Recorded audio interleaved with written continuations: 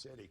And we've got as many details as we can cram into 4 or 5 minutes, courtesy of Hamilton County historian Linda Moss-Mines. So good to see you. So good to be here. And our longtime friend, Tom Griscom, if that name rings a bell, it should. Tom was the communications director for President Ronald Reagan. He was also a senior advisor to Senator Howard Baker, editor of the Chattanooga Times Free Press, and he's got a resume as long as your arm.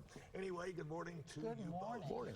You both have been very steeped in history for most, if not all, of your careers. Linda especially, and this new experience that we're getting ready to tell you about concerns history, but in a whole new perspective. Tell me a little bit about it, Linda. Well, it's a history experience, and that the name tells it all, and it's instead of observing history from a distance, something written on the page or something that's just sort of stayed, it's a walk into history, experience what was occurring, how people felt, the conditions. That's not ever been done in this region, and it's going to be a change. Tom, what got you interested in this project? Well, part of it was I was involved with River City for the last attempt we had in this community for a museum. And unfortunately it failed, but there was this big gap. And we've got people moving into our community. We've got young people who are growing up here who want to stay. And we really weren't talking about why Chattanooga? What's the history? What's going on? But doing it in a way, as Lynn and I were talking, I said, if I look at the Creative Discovery Museum, which is so interactive, it changes all the time, why couldn't we do history the same way? And let's be candid. When the Creative Discovery Museum was still a blueprint and an idea, a lot of folks thought that would never fail. Well, look at what they've done, just celebrated their 30-year anniversary. So as I understand it, this new project has gotten the endorsement of Hamilton County Mayor Weston Wamp and a host of other people. And Mayor Wamp says this: it will help strengthen our sense of identity by giving young people a front row seat to our past, our present, and our future. Right. Absolutely. But the city of Chattanooga is also involved. So this is great. It's a cooperative effort, Chip. But Lynn and I talked about this. I brought this book in today. Let me see this. Okay, tell me about this book. One of our favorite authors. Absolutely. Both Jeff and his father have written a series of books that go all the way from the Revolutionary War through the Vietnam War. But what they do, and same thing we're talking about here, they tell the stories by finding 3 or 4 individuals, and they share what was going on through their faces, voices, through their actions.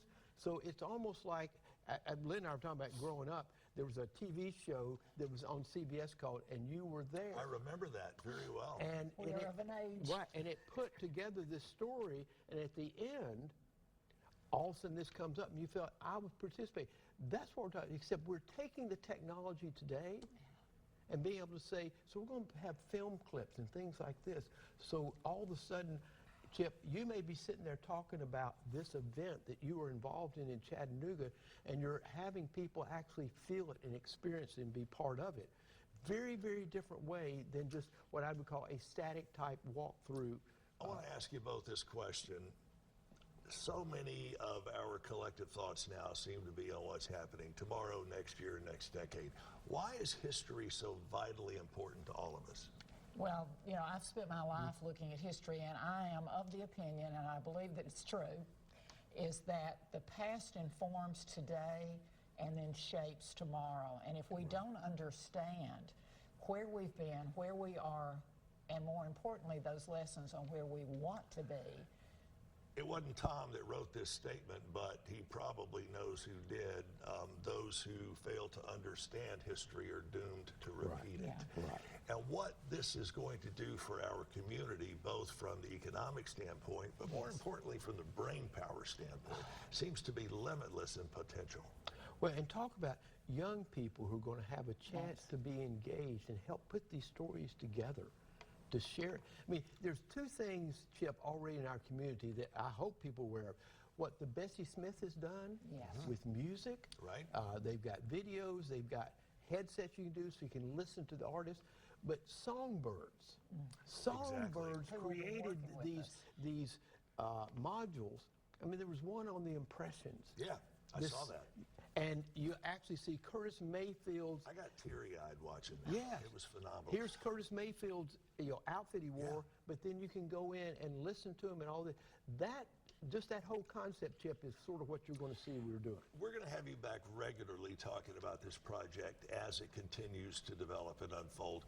What's a website folks can go to find out more information and hopefully to get involved and maybe bring some materials for the exhibit? Oh, we'd love that. HamiltonCounty.org, and you can also, not only is there where you can link to what we're doing with the history experience, you can also link to America 250 because We got that big birthday and anniversary well, it coming is, up. and you know, our bicentennial, it was the library. This is the equivalent of that in being able to collect the information and share it. Tom, one final question for you, and this is kind of steering off the beaten path a little bit, but with your history and your resume, where are we missing the boat on journalism today? Oh my gosh. Oh, I love this. I tell you, I've spent 20 years of my career in newspapers here in Chattanooga, just like you've spent your time in media here in Chattanooga, Chip. Every day, what you try to figure out is where do we go? Because to find differing points of view. Sure. That's what newspapers were at. And you had editors who could sit down and help shape a story and tell stories. I hope we find a way that we get back to where people know where to go. If the two of you are involved, I have no doubt it will be an overwhelming success. And you'll Tom be Griscom, involved. I certainly hope you will allow me that honor. Linda Moss Mines, Tom, good to see you both. We have to take a quick break. We're back with more after this.